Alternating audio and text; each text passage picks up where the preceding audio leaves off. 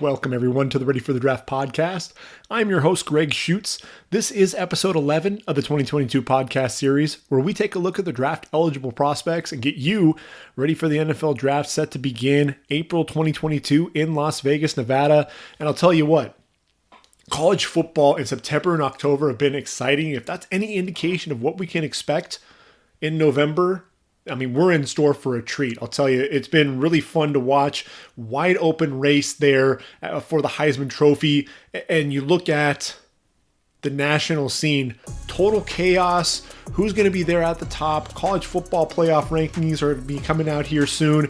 And really, you got Georgia at the top. A lot of question marks there that come after that. A lot of game to be played. So, season's not over yet. We still have a lot to talk about as we move forward. But I'll tell you what, this podcast is really dedicated to the guys who are our elevators, the guys whose stock have just skyrocketed and really taken off in 2021. And I think the guy that we have to talk about first and foremost is the running back out of Michigan State, and that's Kenneth Walker III. Now, when you look at KW3, what he has done at Michigan State, if anybody out there was saying, I predicted this, I was expecting Kenneth Walker III to be doing what he's doing right now out on the field for Sparty, they're lying to you. There's no way that anybody could have predicted what Kenneth Walker has been able to do.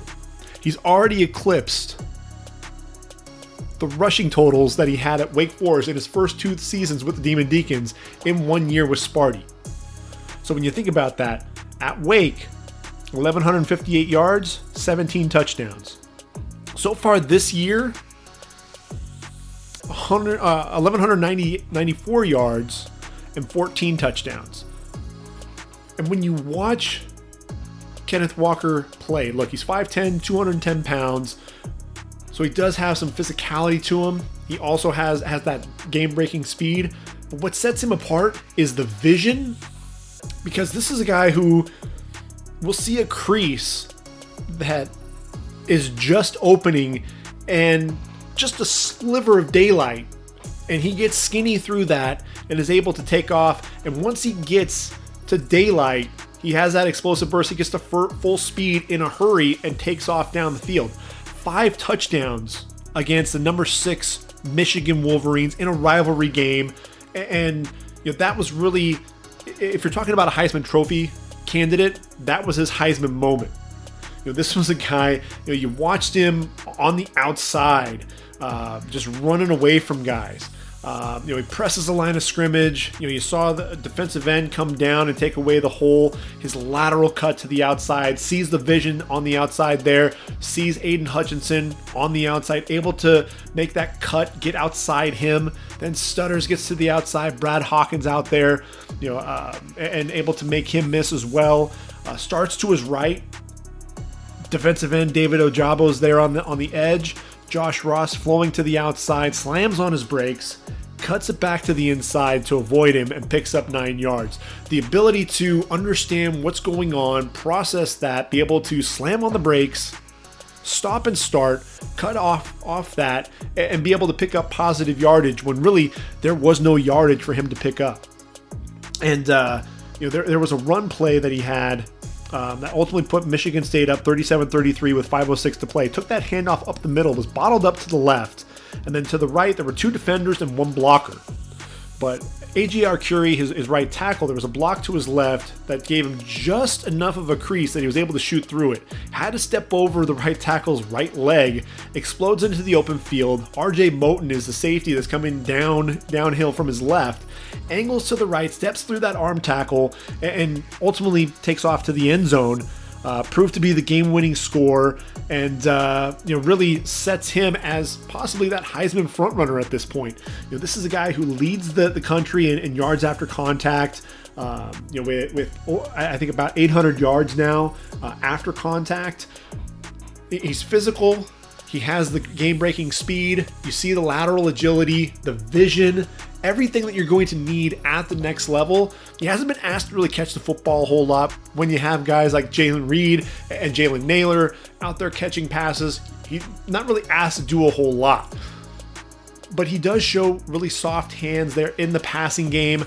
I'm a big fan of Kenneth Walker. I think he's a guy, he's emerging as possibly that number one running back now. Came out of nowhere, and now he could very well be that number one running back. I think he ends up taking over that top spot from Breece Hall. And look, Breece Hall a season ago, everyone remembers the type of season that he had there for Iowa State. His season there in 2020 was a big reason why Iowa State was coming into the season as a top 10 team. Finished in the top 10 in the Heisman. This year, yet again, a big pass catcher there for Brock Purdy, and running the ball really well. He has a lot of big runs, and then he'll struggle to get some yardage there. But he's one of those guys that still, he's going to be a 1,500 yard rusher a season ago. He'll go over, probably about 1,300 yards this year when it's all said and done. A guy who has a nose for the end zone, a touchdown in 20 straight games, 72 receptions. But to me, Kenneth Walker right now is emerging as a guy who has a chance to win that Heisman. A lot of people are talking about Bryce Young there at Alabama being the front runner, but I'll tell you what, I don't even think he's the MVP of his own team. You can give that to Brian Robinson for his performance this year. He's stepped in finally out of the shadows of all those other running backs. Had to be the backup for Najee Harris a season ago. He steps in over 700 yards on the ground. You see the physicality. He dominated Ole Miss on the ground and ultimately made sure that football did not go back to Matt Corral. Jameson Williams, if he doesn't do what he does as a pass catcher, who knows where that passing game would be for Bama. John Mechie not having the year that I was expecting him to have. I was expecting him to have a bigger year, really being that breakout guy. And instead you have the transfer that's coming in Jameson Williams. And we'll be talking about him as we get to the receivers with our breakouts. But, Kenneth Walker, to me, he's emerged as the number one Heisman candidate in this year's draft. You move to the quarterback position, and, this is a year, it's really kind of an odd year. You had Spencer Rattler, Sam Howell at the top. Both of them really kind of sputtered. Spencer Rattler got benched at the Texas game in favor of Caleb Williams himself, emerging as a Heisman Trophy candidate. Going to be interesting to see what happens there down the stretch for OU and whether or not Caleb Williams can really get into that discussion. If Kenneth Walker stays on the same path and can stay healthy, then I still think KW3 is going to be your Heisman Trophy winner when it's all said and done. But with Kenny Pickett, they're at Pittsburgh. He's my breakout quarterback for 2021. And really, everyone was talking about him, as a potential, sleeper quarterback in 2020. Decides to come back for one more year, and he's absolutely paying dividends for that decision. I think he's got a much better team around him. Jordan Addison, the sophomore, really showing that he's going to be one of the top receivers in next year's draft. Over 69% completion percentage. This was a guy who was barely a 60% completion percentage guy, coming into 2021. Over 2,700 yards through the air, 26 touchdowns, does have 3 interceptions. That includes 2 interceptions in a 500-yard performance there in that loss to Miami.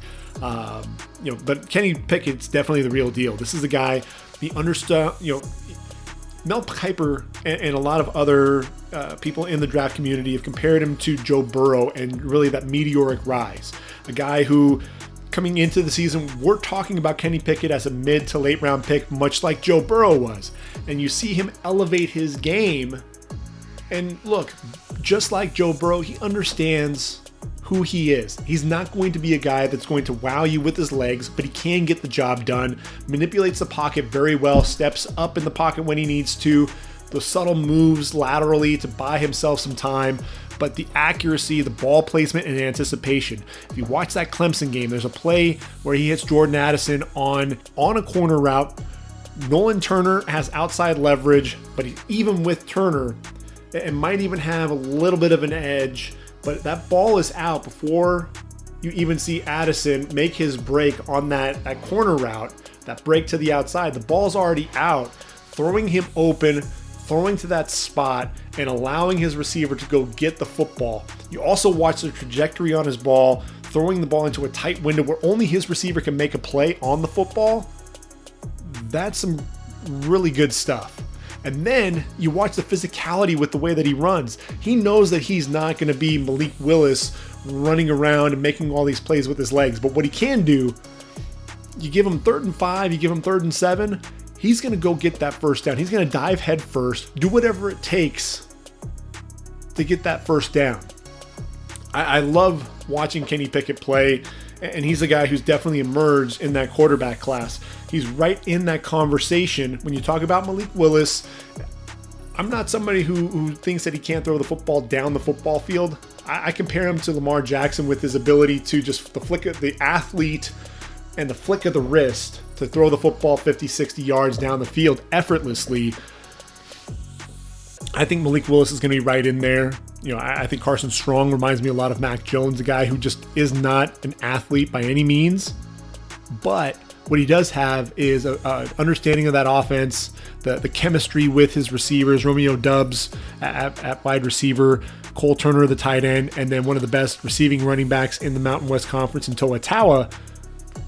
He understands where they're going to be out on the field. He knows exactly where to put the football to allow them to make plays, whether it's those 50-50 balls, back shoulder throws, whatever the case may be. Even coming across the middle on crossing routes, putting the ball where he allows those guys to make a play after the catch. Carson Strong, you look at the completion percentage like Mac Jones, over 70% on the year, 24 touchdowns, has 5 interceptions. I think it's funny, just negative 97 yards rushing on the year. You look at a guy like Matt Corral, who's over 500 yards, Malik Willis over 600 yards. Between the two of them, they have 19 touchdowns on the ground.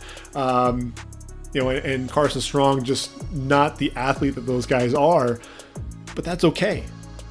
Mac Jones is proving that you can be a good quarterback in the league. You can be successful and not be a tremendous athlete at that quarterback position. I think that's really one of the things you can, depending on what you're looking for, this draft is going to have a little bit of everything.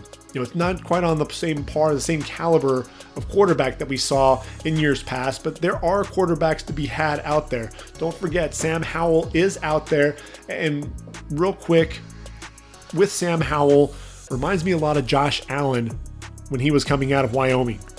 Josh Allen, his sophomore season, breakout performance, but he loses his receiver in Tanner Gentry, his running back in Brian Hill, who was a 1,000-yard rusher, and I believe Wyoming's all-time leading rusher, loses his tight end Jacob Hollister. All those guys move on to the NFL.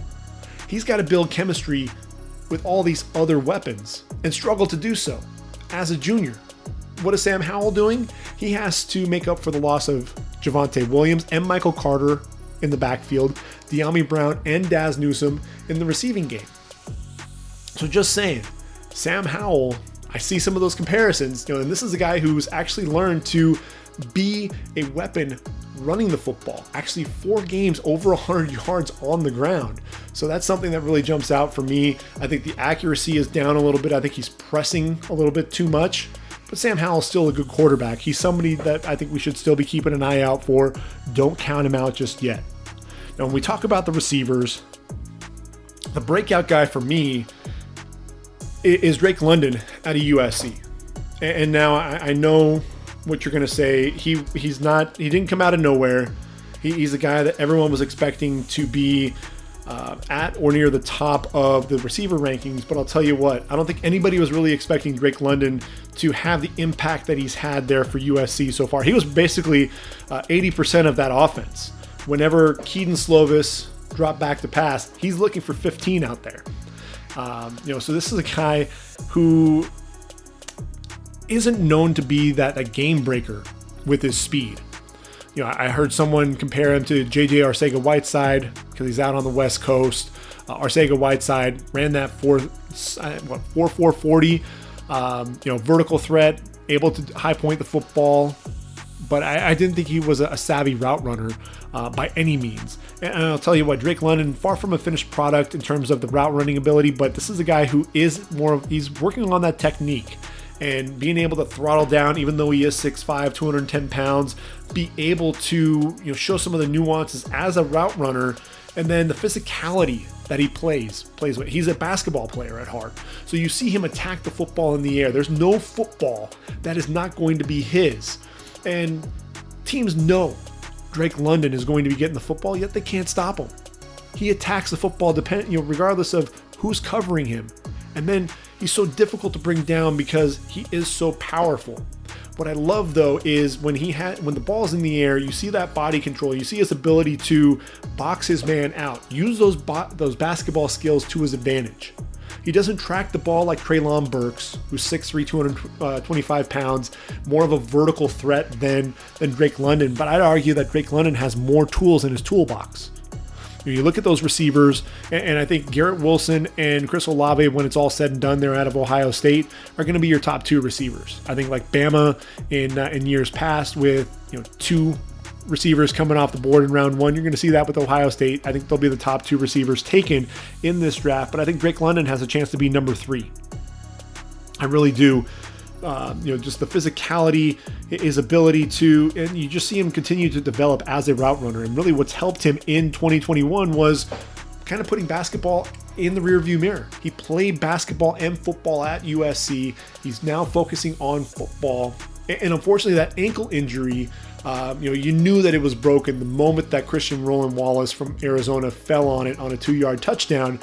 I think, he'll be ready to go though come next year when you're talking about all the pre-workouts. His injury just happened here at the end of October. I think that'll be plenty of time for him to get everything rehabbed and be ready to go. And look, he reminds me a lot of Mike Evans. Mike Evans was not a burner by any means, but you think about how physical he was, those 50-50 balls, there weren't very many guys, and really there aren't any guys in the league now that can really do a 50-50 ball quite like Mike Evans. And so that's really what I see with Drake London, is being a similar receiver to Mike Evans. And it's one of those things to where Keaton Slovis would just throw the football up, and you're looking at it going, he is just on a wish and a prayer putting that football up. And Drake London's going to come down with the football, find a way to do that, attack the football in the air. That's exactly what Mike Evans did for Johnny Manziel. Now, Mike Evans only ran a 4.5 340. I don't think Drake London's going to break 4.5, but right around that 4.53, I think that's probably doable for Drake London. And look, Mike Evans, he was the number 7 pick in this draft. I think Drake London, when it's all said and done, is going to be a top 20 pick. And that's really what I believe at that receiver position. And that's even with the duo there at Ohio State. Then you have Jamison Williams there at Alabama. And with Jamison Williams, he's 6'2", 189 pounds, a transfer from Ohio State.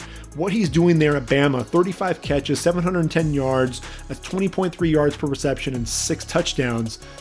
He's winning with deep balls. A lot of the crossing routes that Bama likes to run.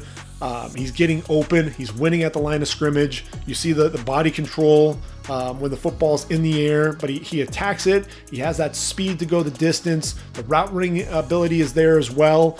I think Jamison Williams is going to be right there. Jahan Dotson, another receiver, enjoying another breakout year. You look at his yards per catch average, and you're worried about that. But look, Penn State hasn't really been able to run the football, so a lot of their quick throws to Jahan Dotson, kind of like what USC is doing with Drake London. A lot of the quick throws get 4, 5, 6, 7 yards. That's going to impact your yards per catch average. But at the end of the day, Jahan Dotson is absolutely explosive. He's a vertical threat. You see the body control in the air, and I think that he's going to be right there as well. I mentioned Treylon Burks, and then David Bell. Here's another guy who I think has really had a breakout year there at Purdue. Everybody knew about him from his freshman year. Really had to fill in for Rondale Moore. 86 catches, over 1,000 yards and 7 touchdowns. In 2020, battled some injuries a little bit. 625 yards and 8 touchdowns there. So far through this season, nearly 800 yards. Just the 4 touchdowns, but he's one of those guys who, wins those 50-50 balls. Pretty good route runner as well. I think one of the things that I think really stands out for me with David Bell are those hands. Just such strong physical hands. And put on that game against Iowa, where Purdue upsets the Hawkeyes. First time that they've really taken down a top 5 team, and you look at 11 catches, 240 yards, 21.8 yards per catch average, and a score. And with David Bell in that game, he was virtually uncoverable. And really, you're looking at a guy in Matt Hankins, who was one of the better corners in the Big Ten Conference, and David Bell was running away from Hankins, showing deceptive speed for a guy 6'2", 205, taking off down the field, 60-yard gain, running these out routes and being able to create separation, at the top of his route, tracking the ball well over his shoulder on the deep balls. The concentration and the ball skills absolutely evident. David Bell is another guy who I think he's going to be a second rounder, early second round, and I think he's a guy that we're going to see make some plays there at the next level for sure. Now, when you move to the tight end position, the guy that I've always been a fan of, and I think the draft community is really starting to catch up to it, is Isaiah Likely. And what I love about Isaiah Likely there at Coastal Carolina is he's a receiver, man. He's 6'4", 240 pounds. The dude can get vertical and do so in a hurry, and he's a playmaker. Not the best blocker by any means, but if you're going to be drafting Isaiah Likely, you're getting him because he can make plays. I'm really curious to see what type of 40 he runs. A season ago, had 600 yards receiving for the Chanticleers, 20 yards per catch, 5 touchdowns, and this was the guy who was battling an ankle injury, and yet he was still able to get vertical and beat guys. And they had to play him early on and get the ball to him early because he wasn't going to be able to play the entire game. Fast forward to 2021, through 8 games, already over 600 yards and about 18 yards per reception, 8 touchdowns. Again, work in progress as a blocker even in 2021, but I think the game that really put him on the map was that Arkansas State game. 8 catches, 232 yards, and 4 touchdowns. Just an absolute, stellar game by Isaiah Likely, but the biggest play was in that first quarter, that 99-yard pass play from Grayson McCall, and just, he was their offense. He dominated that game, and that's really when he jumped on everybody's radar. I was talking about him a season ago with that ankle injury and really wanted to see what he would be able to do this season.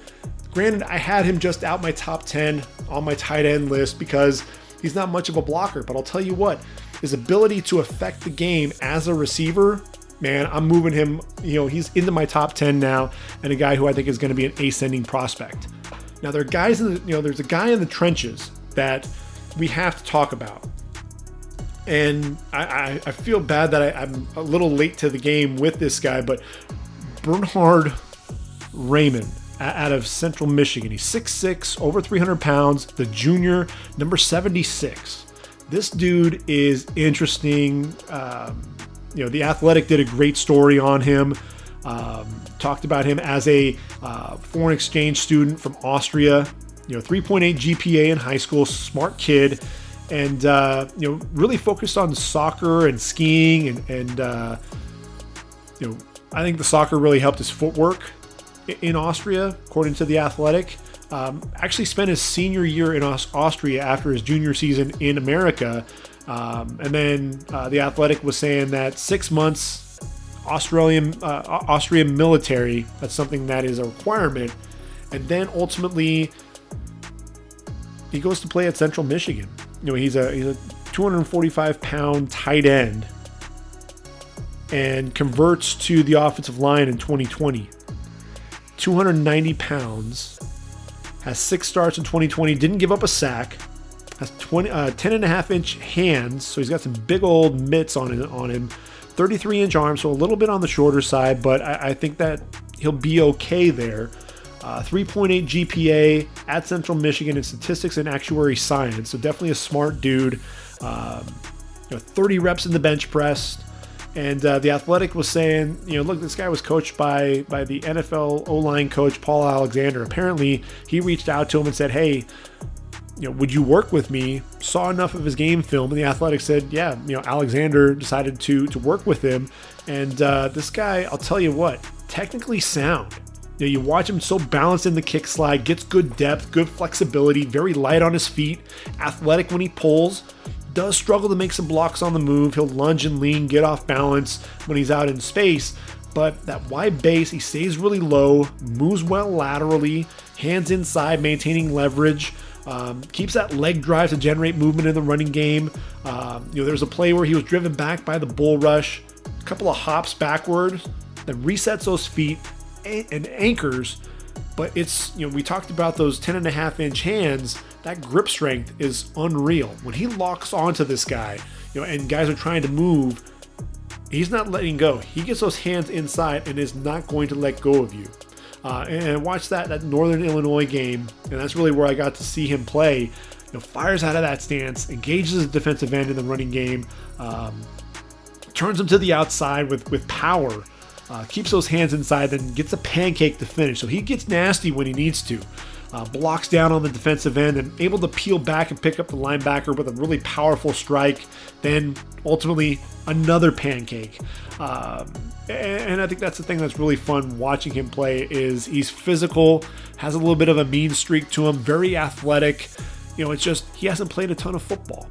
He's a guy that grew up in Austria, fell in love with the game of football, and I think soccer, like I said, really helped with the footwork. Tremendous lateral quickness for a guy his size. I think, with Bernhard Raimann, could he enter the draft? It's entirely possible. And when you look at this draft class after Evan Neal, it's really kind of up for grabs for who's going to be that number 2 guy. And it's really not out of the realm of possibility that we could end up seeing Bernhard Raimann, getting close to that spot. Because of all of that potential. And that's one of the big things. You're looking for traits.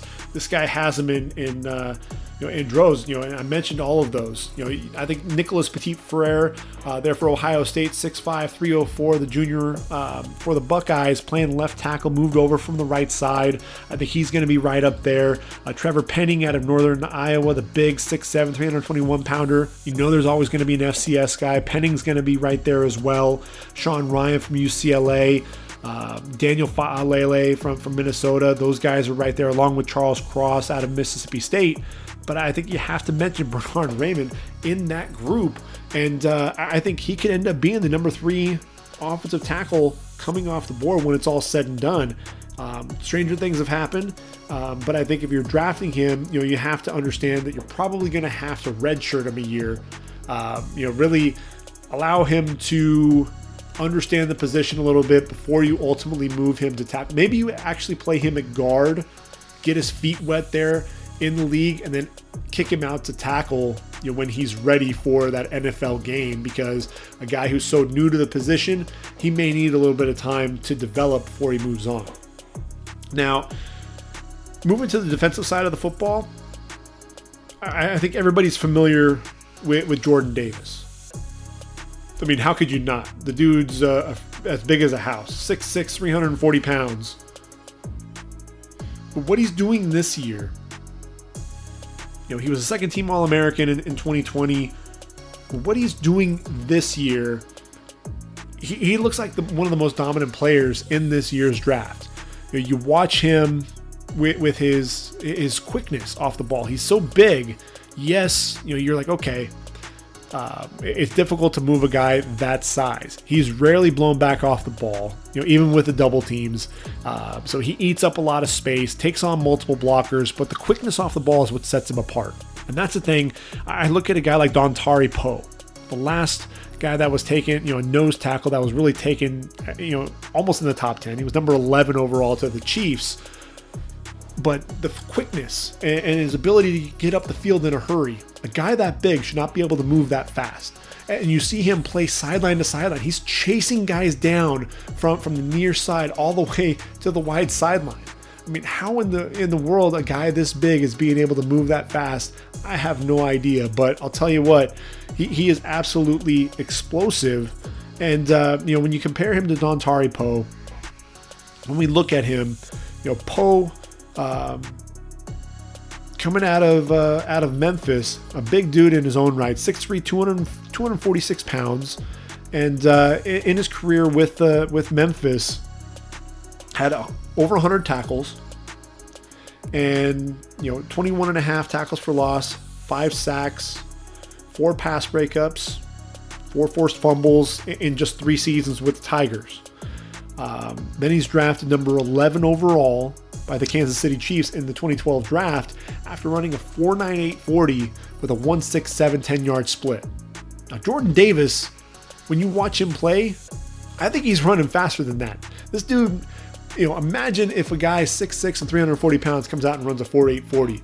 I think it's absolutely doable for Jordan Davis. When you look at Dontari Poe, this guy played in the league a long time. He really did. He played 9 years with 4 different teams, 2-time Pro Bowler. And when you look at the stats, he had 20 and a half sacks in his career, 31 tackles for loss, a guy that really put up some decent numbers. And when you talk about Jordan Davis and you look at his stats, I think the comparisons are absolutely there. 79 tackles, 10 and a half tackles for loss, 7 sacks. Also has a block to his record there as well. But the stats just play part of the story. I mean, you can see some comparisons there. Dontari Poe was a little bit more disruptive, but at the same time, he's not playing in the SEC. He's playing in Conference USA. So the level of talent, a little bit different there. When you watch Jordan Davis, even in the SEC, this dude looks like a dominant athlete. And that's what's scary about what you're talking about there with Jordan Davis. Some people have said, is he a top 10 pick? Well, this is a guy who can affect both the pass and the run, and a guy his size moving that quick. I think there's a legitimate shot that you're talking about right in that 8 to 15 range is about where Jordan Davis is going to come off the board. I think we were talking about him maybe at the end of round 1. Now there's actually serious consideration about him being a top 10 pick. So in terms of his emergence, I think he's really emerged as one of the better overall prospects in the 2021 draft. Now, if you move to the linebacker position, man, I got a guy for you there, and that's Jordan Davis's teammate, Nakobe Dean. And Nakobe Dean has always been one of the better linebackers in the country. Let's not get that twisted by any means. But what you have with Nakobe Dean is a guy, the lateral quickness is absolutely ridiculous. Another guy that flies around to the football, and for all the speed there at Georgia, Nakobe Dean is still the guy that has the best instincts, the best nose for the football, also the best blitzing linebacker from the inside in all of college football. Times the blitzes very well, gets downhill in a hurry. 5 tackles for loss this season, 8 in his career, 3.5 sacks so far, has a couple of interceptions, one of which he returned to the house. He's the guy to keep an eye out for. Number 17, always flying around to the football. And a lot of people love Christian Harris. And I think the big thing was in 2020, had 79 tackles, 7 going for loss, 4.5 sacks, but really hasn't been able to repeat that. I think what you see with him is he struggles at times in coverage, seems to get lost at times. Also, if he's coming downhill, makes a lot of plays. But if you're asking him to get wide and chase plays down like Nakobe Dean does, I just don't see the explosive player that you see out of Nakobe Dean. So I think there's really some separation there for sure. Now, when we talk about pass rushers, there are 3 guys that have really emerged on my draft board. Guys that I think we weren't talking about quite as much as we probably should have as the season has gone along. And Jermaine Johnson, was a transfer from Georgia, went to Florida State, 6'5", 260 pounds, really getting a chance to be the guy. I think at Georgia, you kind of get lost in the shuffle sometimes with all that beef up front and all the pass rushers. Transfers to Florida State, and in the ACC, look, 10.5 tackles for loss, 7.5 sacks. He's using his size to his advantage, using that length. Pretty good get off as well. Bends pretty well for a guy his size. I think he's one of those pass rushers that when you're looking for that next group beyond the Kayvon Thibodeaux and the Aiden Hutchinsons and George Karlaftis, Jermaine Johnson's going to be right there. Another guy, Arnold Ebiketie, 6'3", 253 pounds, out of Temple. Had 10.5 tackles for loss and 6 sacks in 3 seasons at Temple. What does he do? He shows up at the Big Ten with Penn State. 12.5 tackles for loss and 5.5 sacks. A guy who bends really well. You see that ankle flexion, getting some of those weird angles coming off the edge when he bends and gets low. Very explosive, and a guy who I think, when you think of Penn State, you think of linebacker U, but the last couple of years, you think about, Owe, Odafe Owe there, with that speed coming off the edge. And this is another guy who I think is ultimately going to see himself get drafted, not on day one, but I think early day two, you're going to see Arnold Ebiketie get drafted. And then Josh Paschal out of Kentucky. Someone that should be on everyone's radar, but not a lot of people are really talking about. A guy that just finds ways to get into the backfield, get up the field in a hurry, has a pretty quick get off, but can also be very physical. A guy that likes to line up at the 3 technique and uses quickness off the ball to beat those guards on the interior. 30.5 tackles for loss, including 10 so far this season, 9 sacks to his career. Hasn't really been asked to get home a ton as a pass rusher, but a guy who just has really incredible awareness to make plays and blow things up behind the line of scrimmage. A guy who's probably going to be an early day 3 pick, but he's one of the better edge rushers in the SEC because of his intelligence and his ability to make plays. I think number 4 for Kentucky is definitely a guy that people are going to have to be watching out for sure. You move to the secondary, and when we talk about the secondary, there are 2 guys that to me stand out, and one of those is going to be Coby Bryant. And that's Coby Bryant, named after the late legendary Los Angeles Laker of the same name. Now, with Bryant, what you're looking at, Pro Football Focus noted in his last game against Tulsa, 7 targets, just 2 catches, 17 yards allowed, an interception, passer rating of 0.0. Yeah, this dude's for real. Everyone wants to talk about Ahmad Sauce Gardner on the opposite side, but Coby Bryant needs to get some of that attention as well. Is he going to be a first rounder? Maybe not, but I think he's a guy that can absolutely make plays at the next level. This is a dude who understands routes really well, does a good job down the sideline, in terms of being able to look and lean, really cut off that receiver and take away that sideline, really making it difficult for the receiver to make a play on the football. I think what you see with him in off coverage, reading that, closes the gap, comes down in a hurry, and arrives right as the ball does to get his hand in, attack the catch point, and knock the football away. No wasted movement. I think that's another thing you see against Notre Dame. Off coverage against Lorenzo Styles. Comes back down the stem towards the quarterback on a comeback, and no wasted movement. Comes downhill, able to make a play on the football. Got his hand in and able to make a play. But I think, that pick that he had against UCF, you saw it happen, and, a long throw to the wide side on a stop route, jumped the route and was gone 74 yards for a touchdown. It had a 21-yard pick 6 that the week before against Temple, breaking in zone coverage before the ball was even out, read the play, understood the route concept, and was driving on the football in a hurry. That game against UCF, turned that on, and that was really a clinic that number 7 was playing there for the Cincinnati Bearcats. 5 yards off, wide receiver runs a slant, drives on the ball in a hurry with inside leverage, reaches in, punches the ball free for the incompletion as well. Ran with Ryan O'Keefe from the slot, inside position again, ends up gets over the top of the route, ball thrown to the inside, breaks it up again, nearly picked off that play. That was before the 74-yard pick 6. To me, Coby Bryant, when you look at these corners, he's definitely a guy that is emerging as a star. You talk about linebackers. I mentioned one on the inside. His teammate on the outside, Darian Beavers, 6'4", 255 pounds, tremendous athlete, a dude that's on his Twitter account is throwing 360 dunks down. A guy that they say maybe running in the 4.5 to 4.6 range, 6'4", 255. I see a lot of comparisons to Zaven Collins. And so, when you talk about Darrian Beavers, a guy that can drop into coverage, he can rush the quarterback, has that sideline-to-sideline ability, has really good speed. He's a guy to keep an eye out for. There's an imposing presence there out on the football field.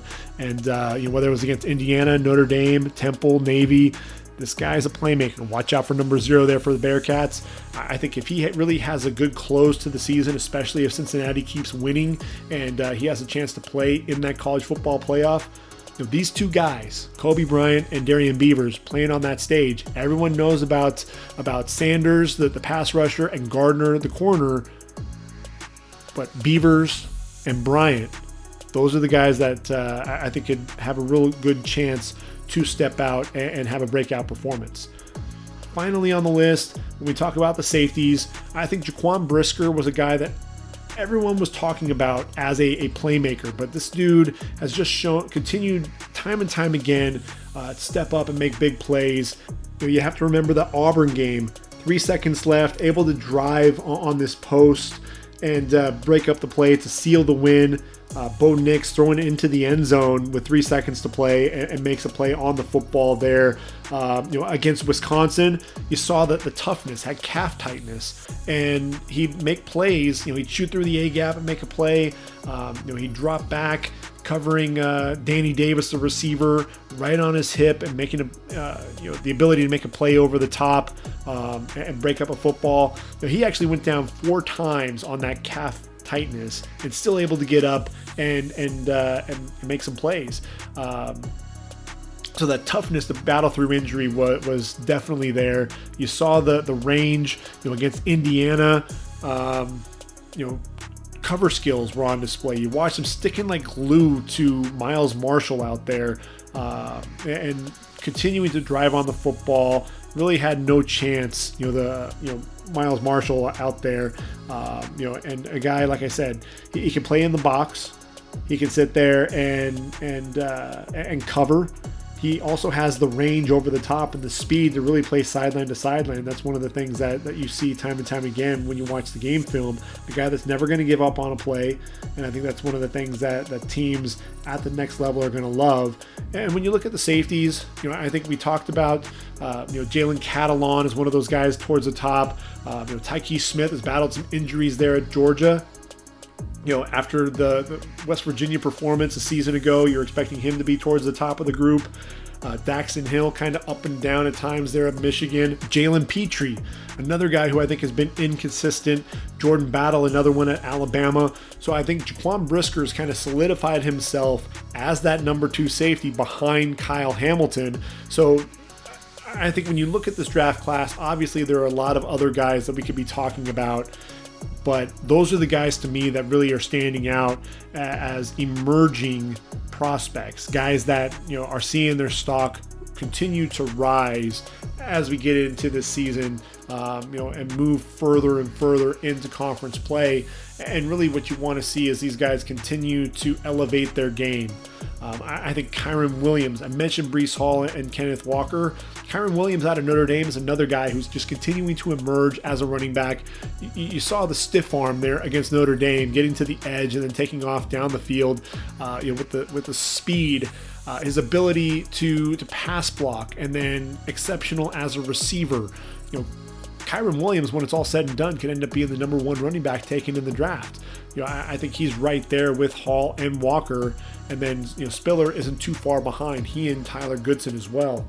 It's a pretty good class for running backs. When it's all said and done, I think receiver class is also going to be pretty strong, although not as strong as we've seen in the last couple of drafts. The tight end position is going to be exciting.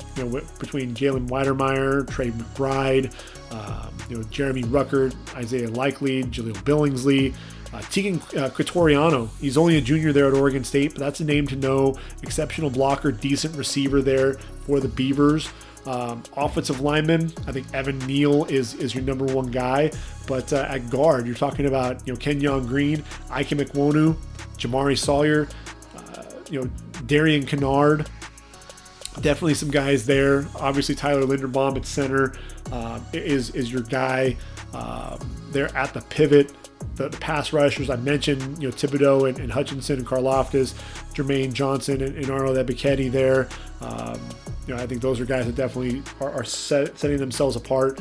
DeMarvin Leal, Haskell Garrett, 4 sacks at the defensive tackle position. He's a guy to watch out for, as is DeMarvin Leal's teammate Jaden Peavy at Texas A&M. He's the guy that's showing the ability to push the pocket. Devontae Wyatt at Georgia, stepping out a little bit. Perrion Winfrey, he can be consistent in shooting the gaps there for Oklahoma. I think he'd really turn out really well in terms of his draft prospects.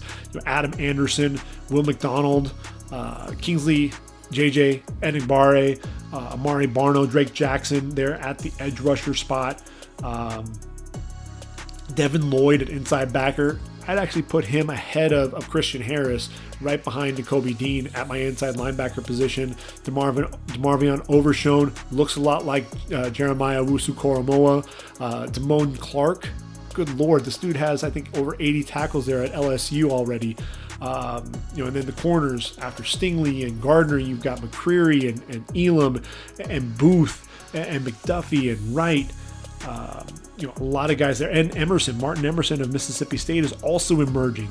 And then the safety position, I mentioned Daxton Hill. I like Jerome McKinley, Brandon Joseph, and he has a ton of picks as a sophomore coming back. Teams are kind of staying away from him. I want to see him get a little bit more physical. Lewis Seen, Jalen Petrie, physical guys there on the back end of the defense as well. So there are some guys to talk about. There are guys that I think are going to emerge, and this isn't going to be a quarterback-driven draft.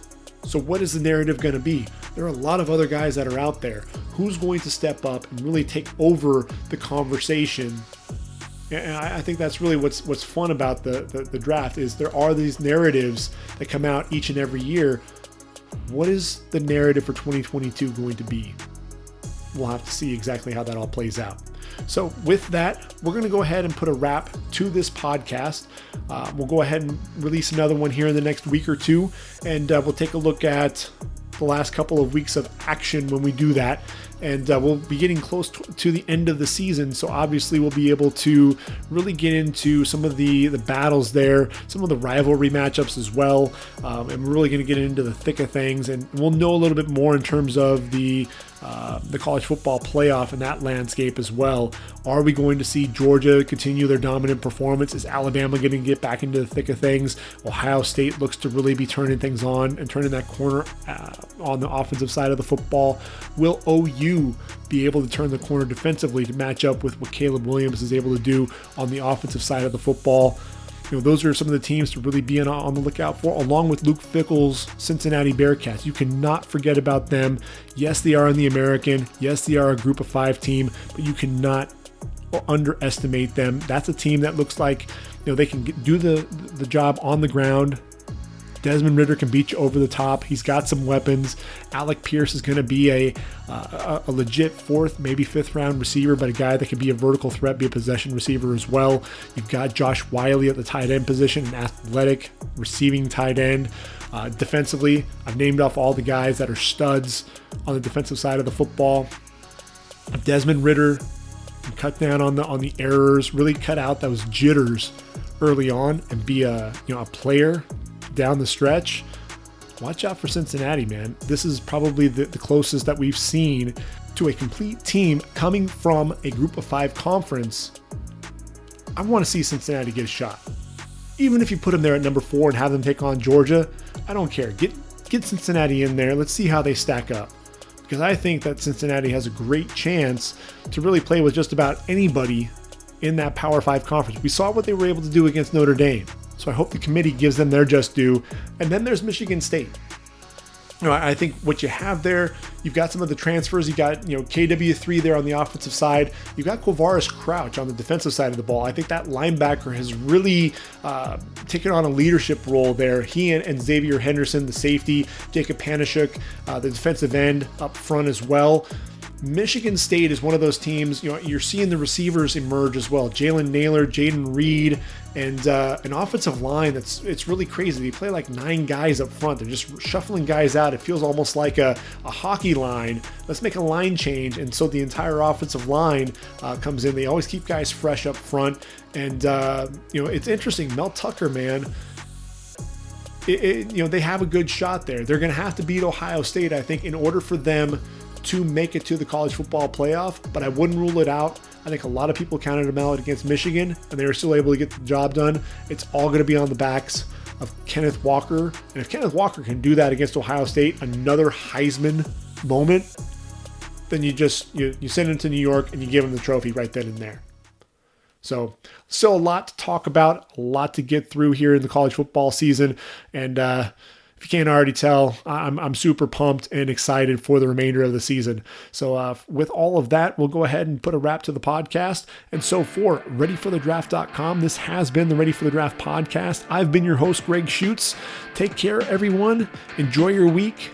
Enjoy another weekend of college football. Until next time, I am out of here.